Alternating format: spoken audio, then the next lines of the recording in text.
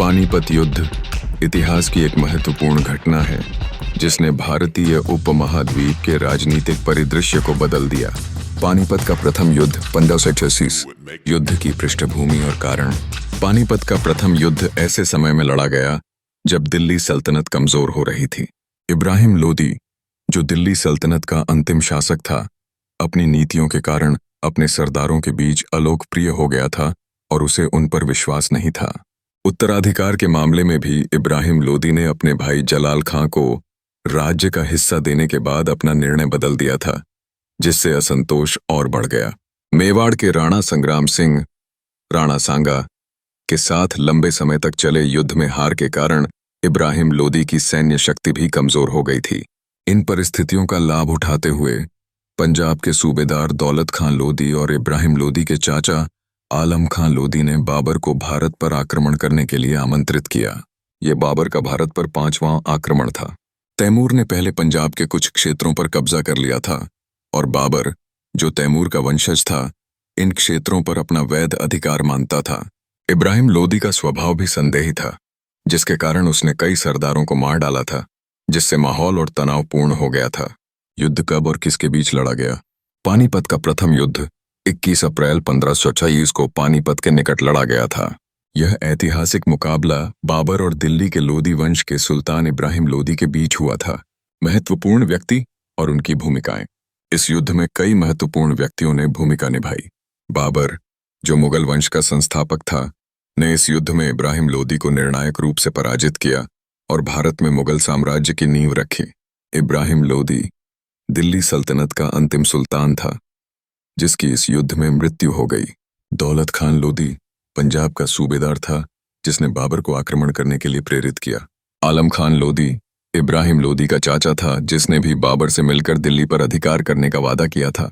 बाबर की सेना में उस्ताद अली और मुस्तफा नामक 2 उस्मानी तोपची भी थे, जिन्होंने युद्ध में महत्वपूर्ण भूमिका निभाई। सैन्य रणनीतियां और ताकत।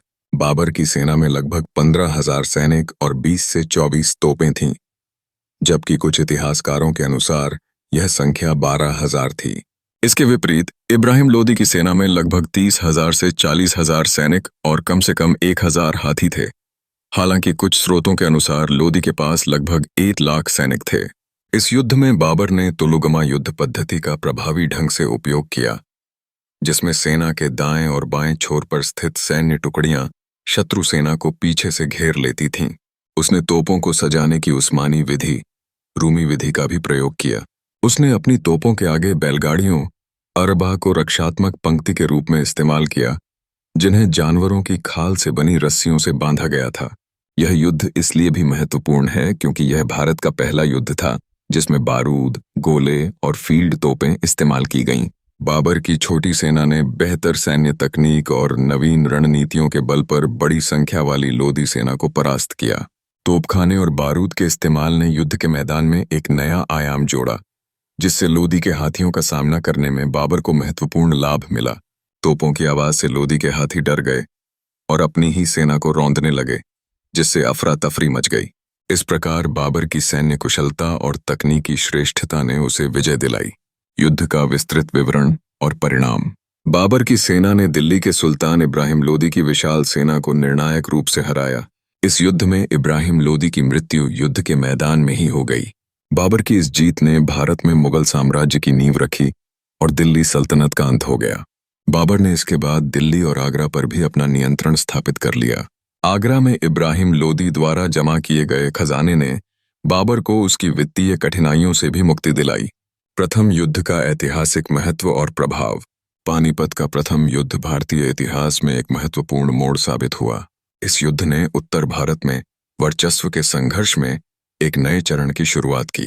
यह युद्ध भारत में तोपखाने की शुरुआत का प्रतीक है और इसने हाथियों के मुख्य युद्ध उपकरण के रूप में उपयोग को समाप्त कर दिया।